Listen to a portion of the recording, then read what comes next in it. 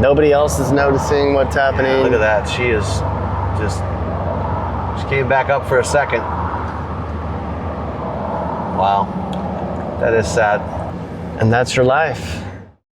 So we got all kinds of footage of homeless people and drug addicts doing all kinds of stuff in Phoenix. I had to blur a lot of it out or take it out. YouTube has started cracking down on drug use on videos, and they're putting it on restricted mode. Anyway, all the good stuff I can't show, but I can say we shot a lot of this type of stuff in Phoenix. They have the same problems here, just like everybody else has on the West Coast. That's a look at some of the worst stuff that we saw in Phoenix. If they would just clean some of this up, Phoenix would be a good place. But right now, they're not. And that's the way I decided to start the video. Now, believe it or not, this was actually my first time in Phoenix.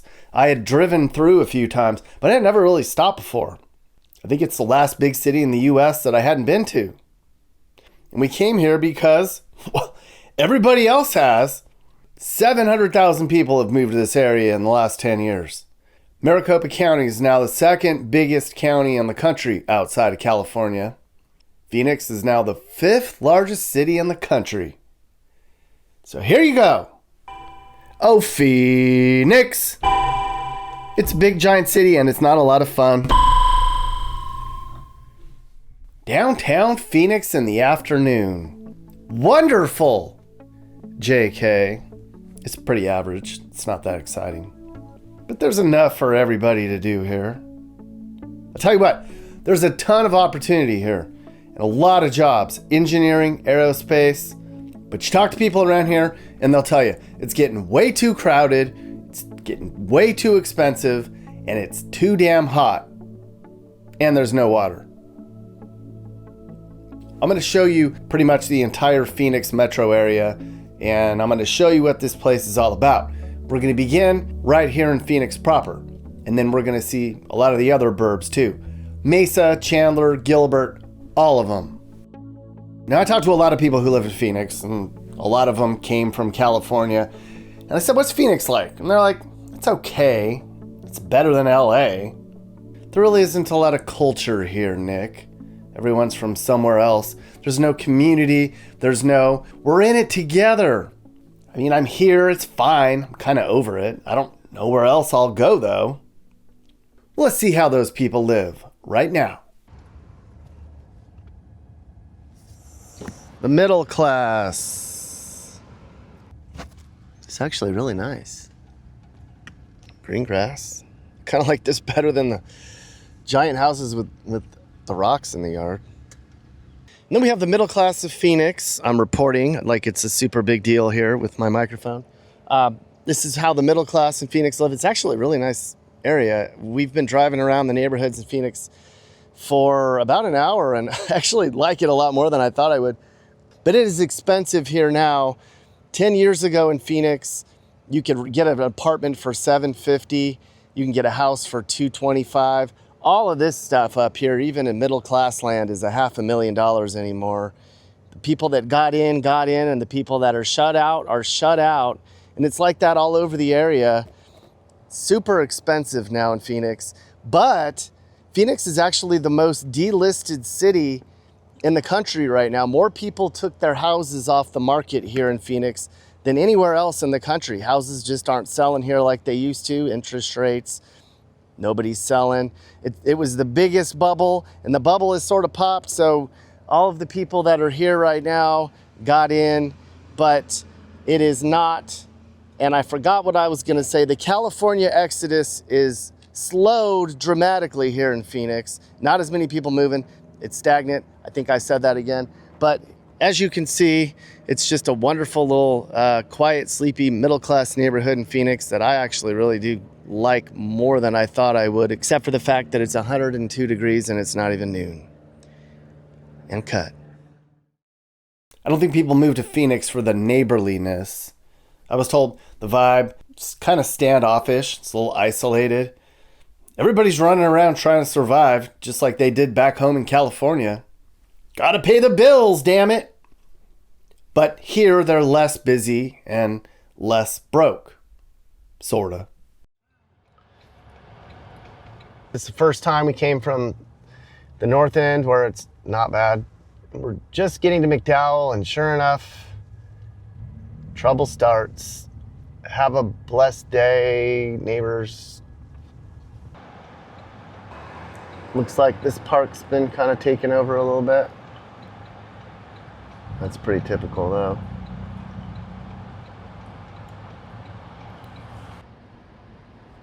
Oh, drama. Someone's in trouble at the park. Then we've got this is the cheap side of town. Still not affordable for a lot of people anymore. This used to be just super affordable, and even this part of town's not for a lot of these people. All right, so here's what the cheap side of Phoenix looks like. Even houses in here are in the 300,000s now. Kind of looks like my former hood in California. That's pretty sad that $300,000 is a little starter home, but that's the state of America. That's our housing market. The real estate here is not as bad as LA, of course, but it's bad. I mean, my house that I bought in 2016 is almost quadrupled in price. And why? You know, Everybody wanted to leave California. Yeah. You got your crackheads outside the Circle K. It's pretty typical. Poor Circle K. I mean, it's like they just love Circle K. If you were to just pick me up and set me down right here, I'd probably think I was in San Bernardino. Oh, wait, can you stop? Stop, just stop. Just stop. Like, just completely stop.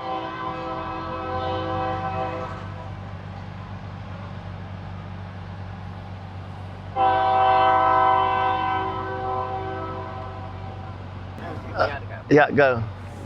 I can't. She's fine. She's not coming.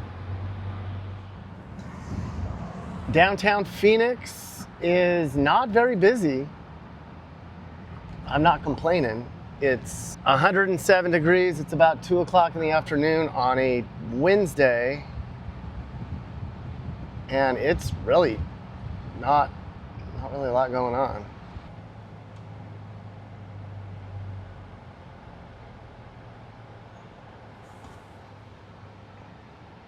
There's a little bit of homeless stuff down here, but it's actually really not that bad. It's probably one of those things I just tell them you can't be downtown.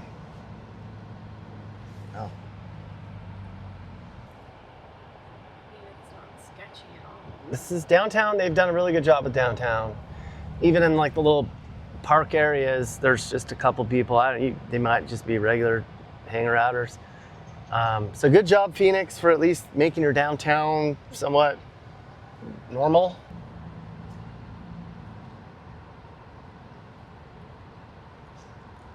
There you go, downtown Phoenix.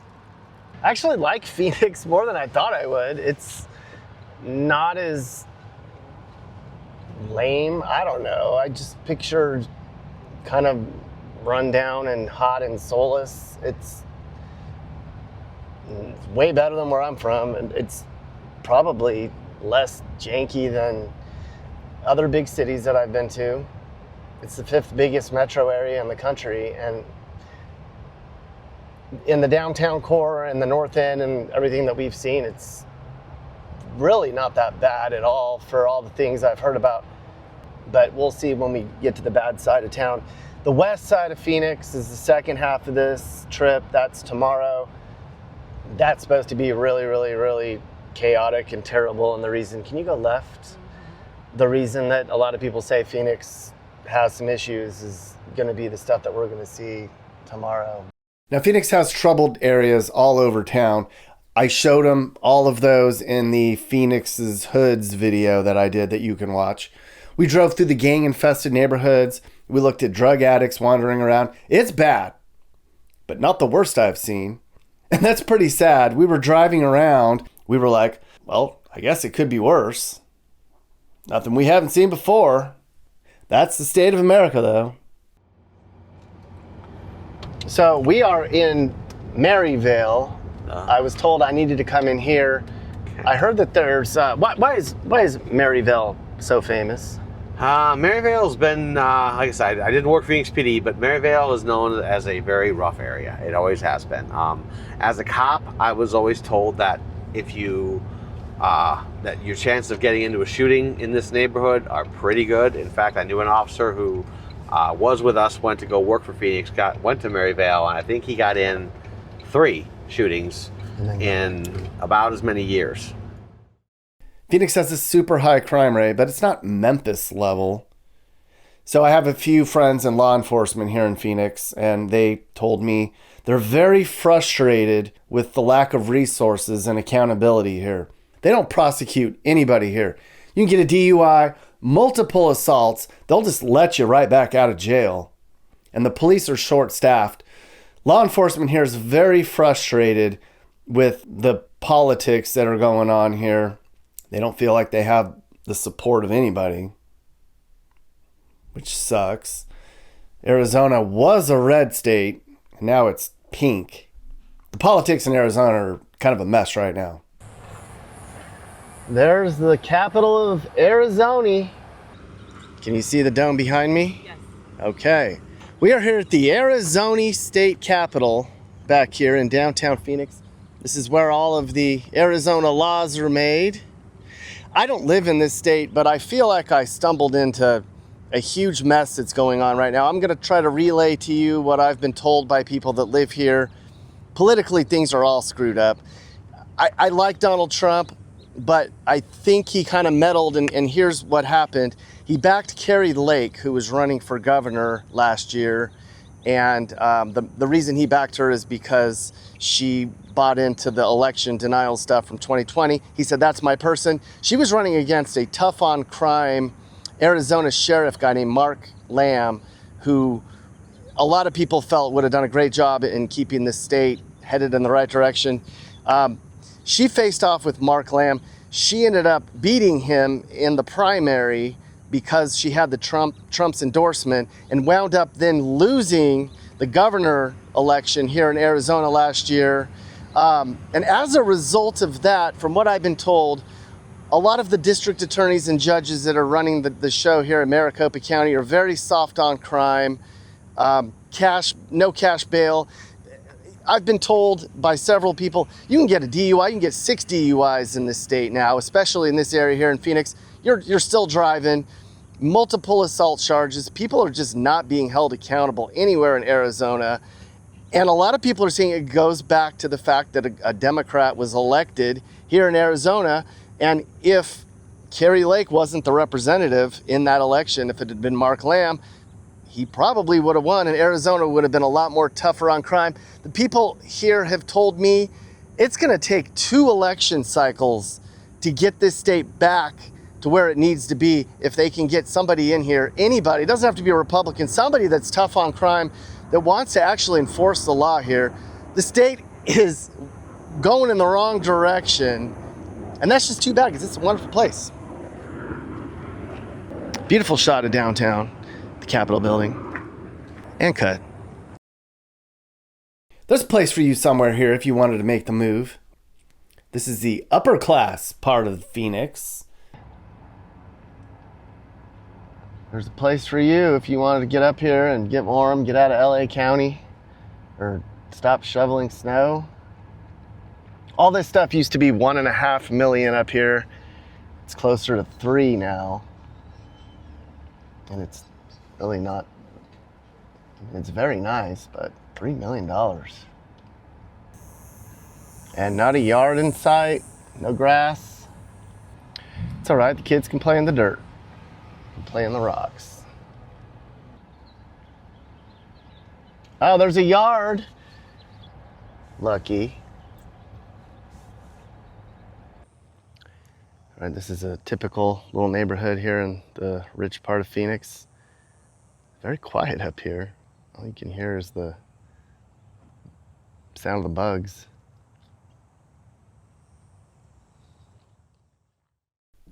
The whole area is blowing up. The Hispanics are leading the growth. More than half the people moving to this state are Latin.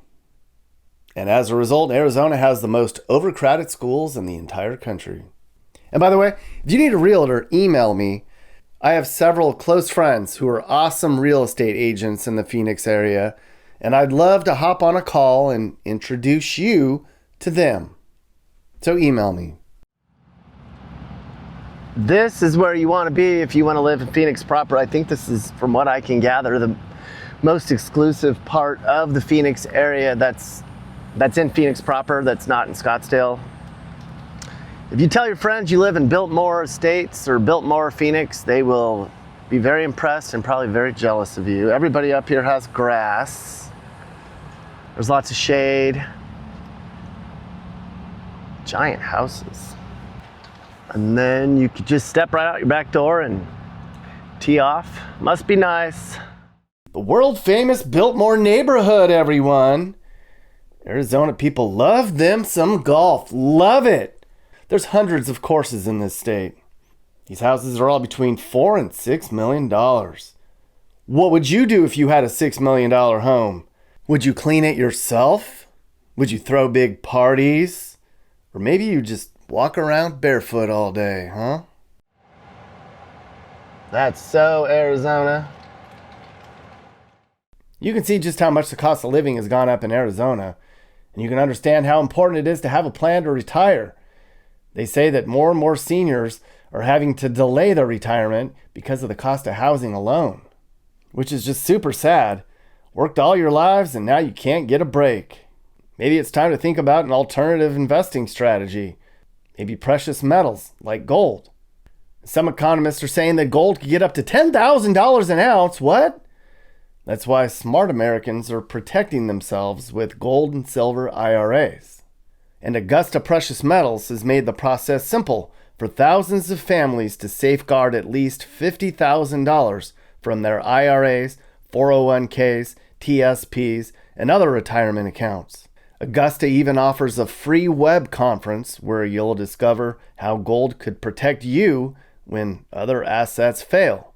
That's why they're Money.com's best overall gold IRA company 4 years running. You need to do yourself a favor and at least look into investing with Augusta. You're going to regret it later if prices surge and you missed out. To learn more, go to nickbuygold.com. That's nickbuygold.com, or text America to 35052. Now that we looked at the rich, fancy neighborhoods of Phoenix, let's go and look at the suburbs and see how these folks live. And more high housing costs.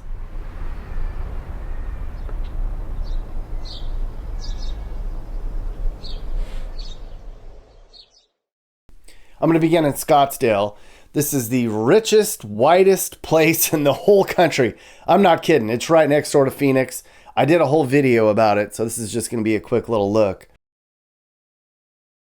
This right here, this is one of many communities in Scottsdale where every single house is many millions of dollars. You can't afford it. But if you do have the scratch, I hear it's wonderful. All the wealthy retirees, they love it because it's warm in the winter. Too warm. It's 120 in July. People hate the summers here, but they love the winters because it's like 70.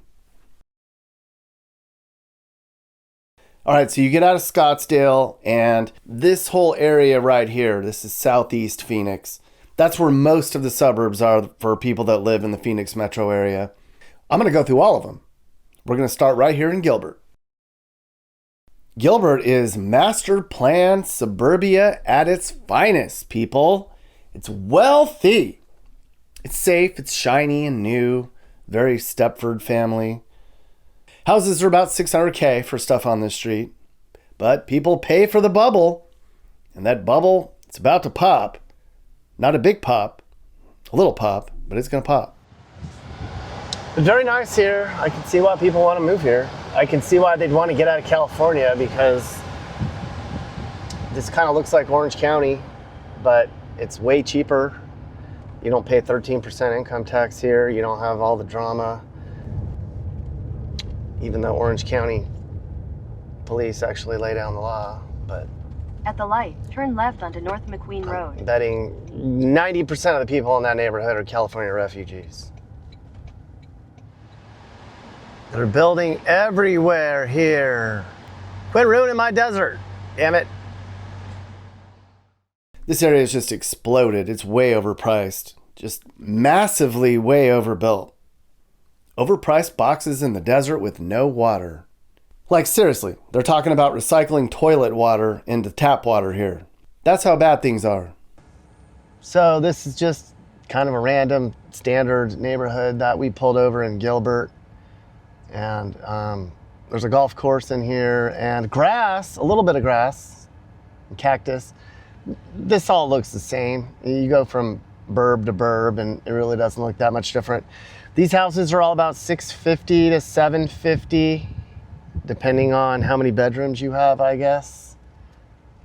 This is supposed to be the upscale, rich, snooty part of the Phoenix metro area, or more upscale, but this is very nice. It's just your standard clay roof, rock yard, beige house. You can definitely let your kids run around and play in the street and don't have to worry about it.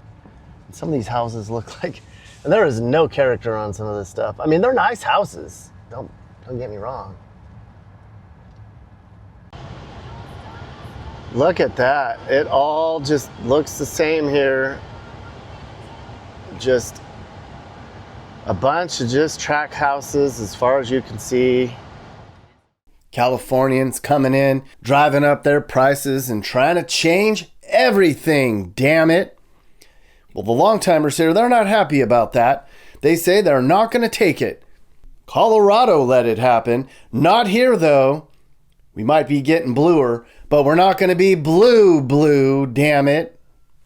Good luck with that. So no riffraff at the Circle K in Gilbert. All right, we are coming up on downtown Gilbert, and the AC is blasting. I have to talk loud because it's 103 degrees out here. What a nice looking downtown. So sharp. I don't see any trash anywhere on the ground or walking around. Kind of a new meets old. It's very fancy here supposedly, but this is not overwhelmingly like bougie, posh, right? It just feels normal. Cute. It looks like a little touristy town. I like this. Tourist town. Yeah. Something you would see in the mountains. They got to 105 now. It was only supposed to be 101.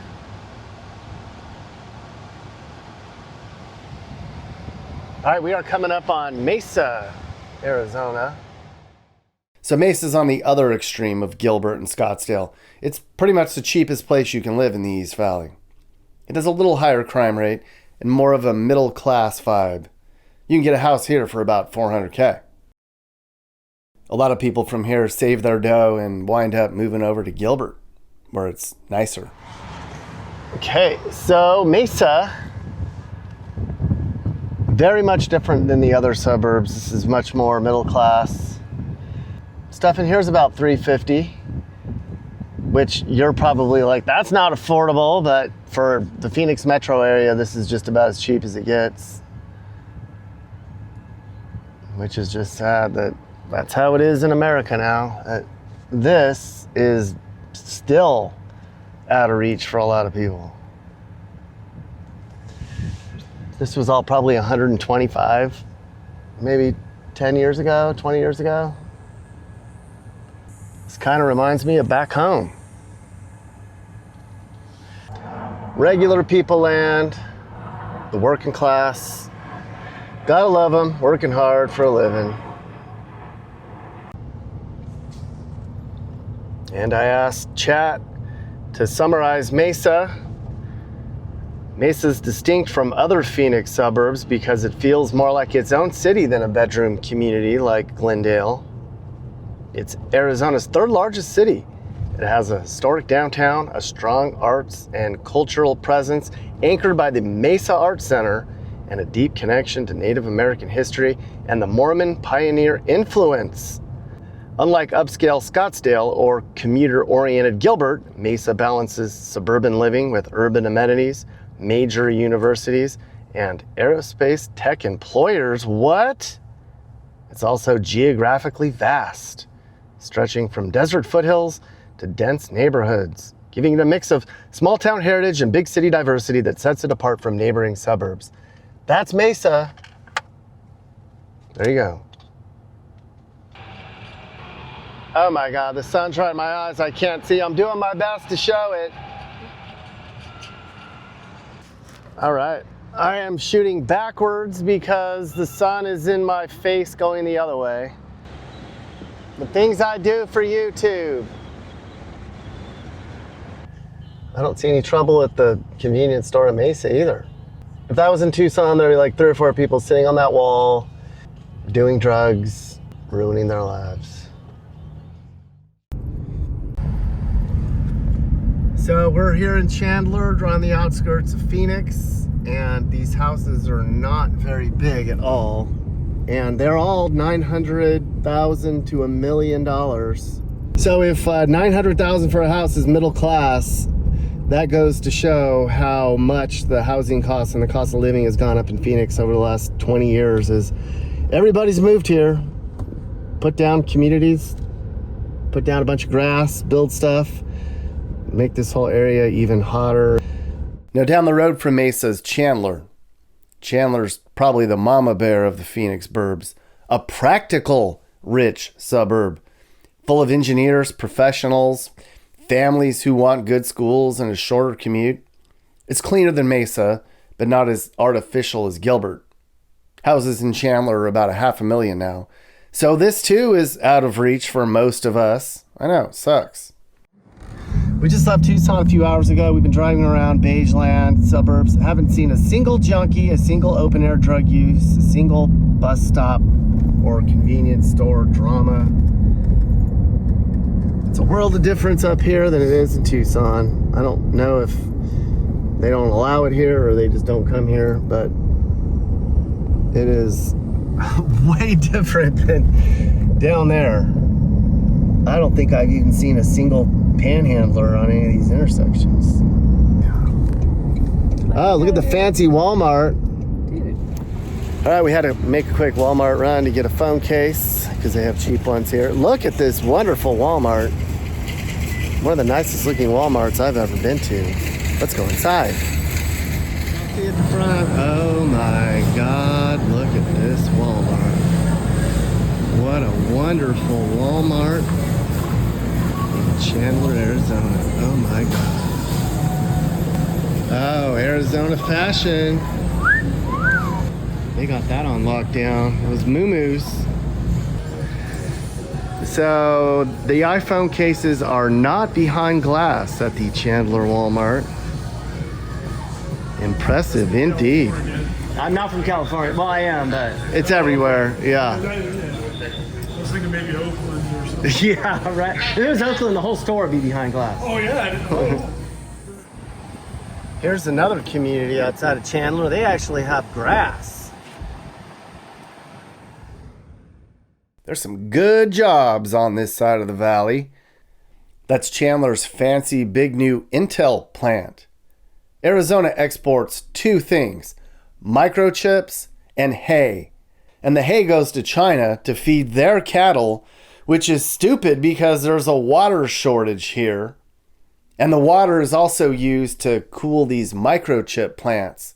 And those microchips, those probably go to China too. So we're draining Arizona's resources to make China better. What the damn hell is happening? Trump is bringing back jobs now and standing up to China. Not like Biden. But Walmart is going to be twice as much now, Mappy. I think every time we raise tariffs on them, they just buy up another one of our cornfields or turn our internet off. Our shelves are full, but our factories are empty. We should make more ammo.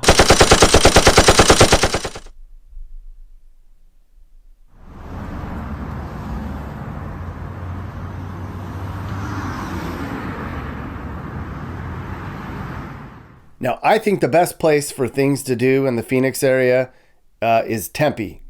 We thought about staying in downtown Phoenix to take in the vibe there. And a bunch of people said, Nick, don't stay in downtown Phoenix. It sucks. There's nothing to do. Stay in Tempe. It's fun. And I'd agree. I like Tempe. It's a college town. This is where Arizona State University is.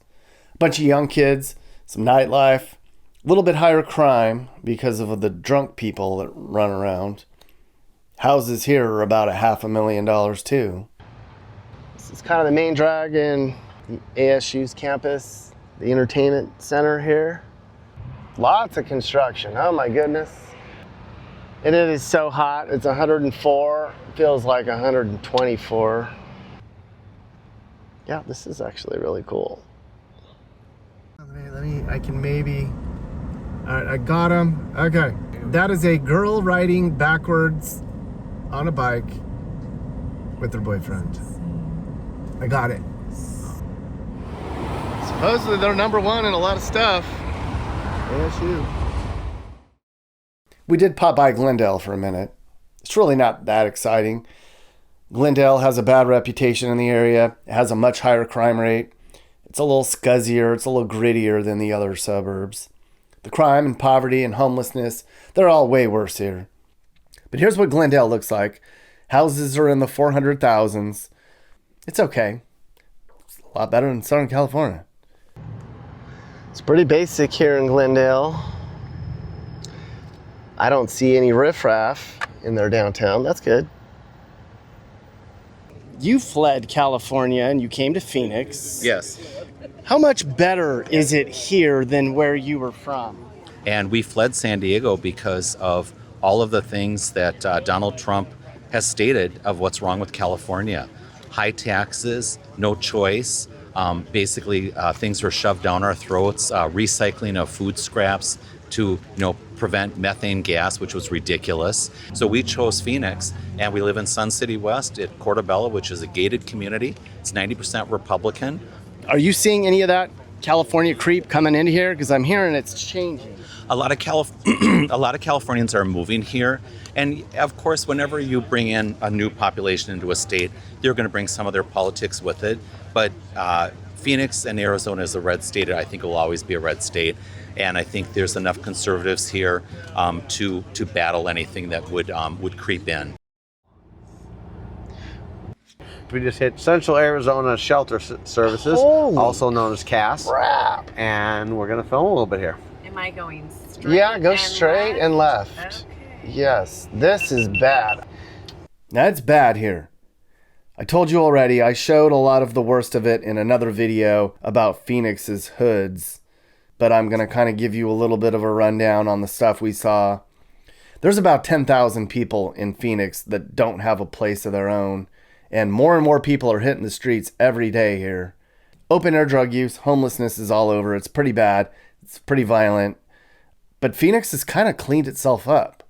We went to an area that used to be like end of the world level bad. A place they called the Zone.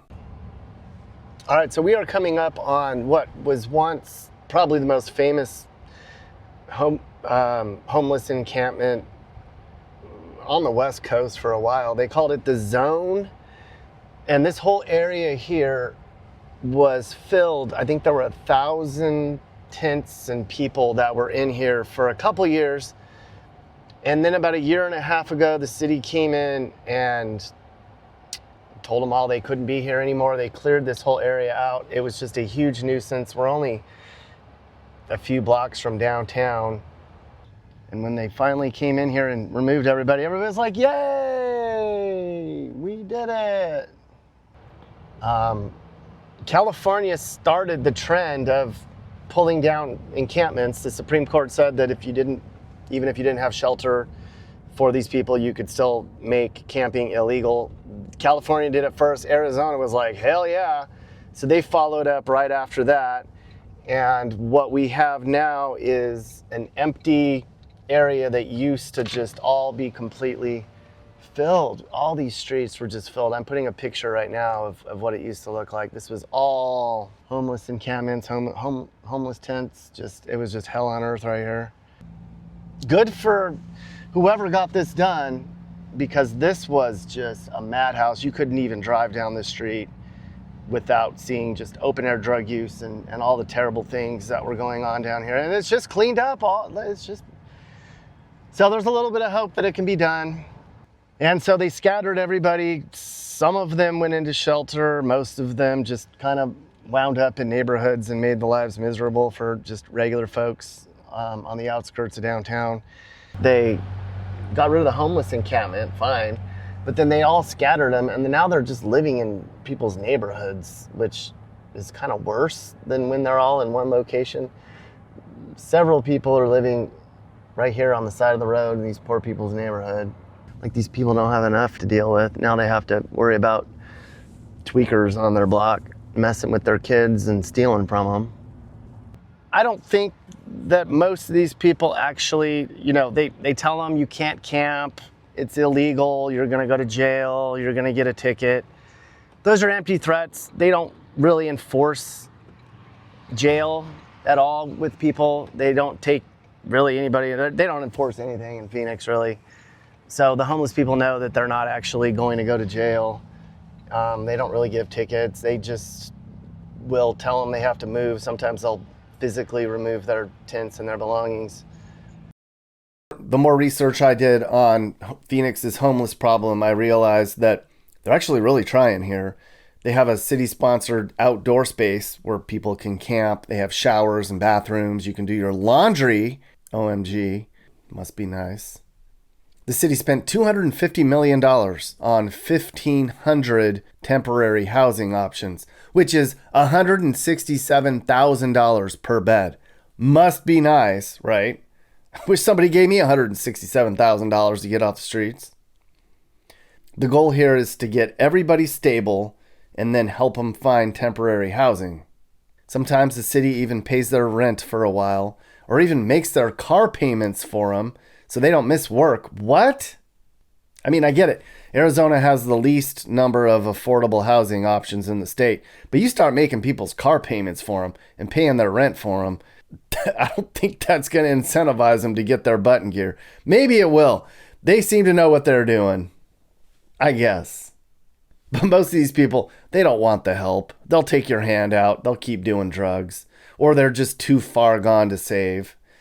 We just left our borders open forever, so drugs are everywhere.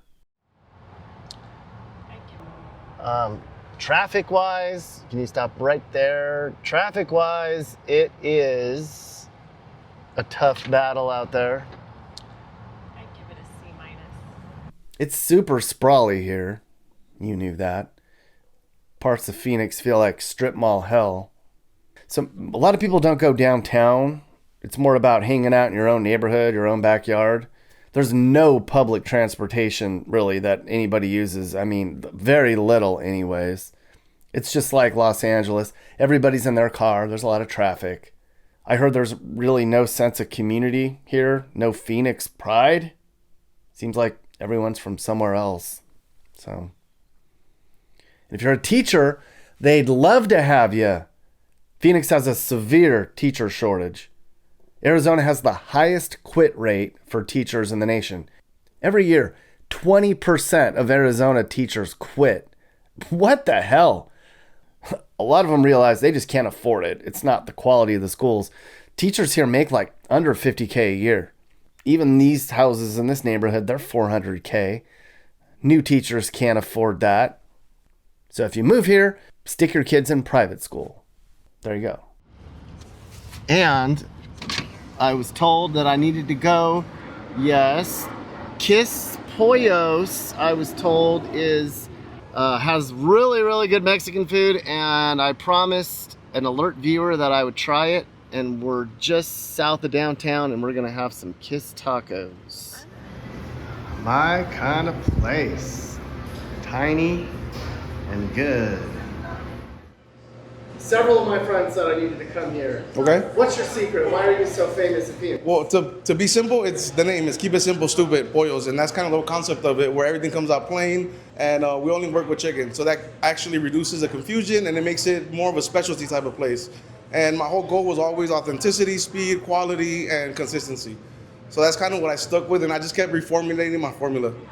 So how would you compare LA and Phoenix? Well, Phoenix, at the moment I left, they gave me the opportunity to actually be able to open a location.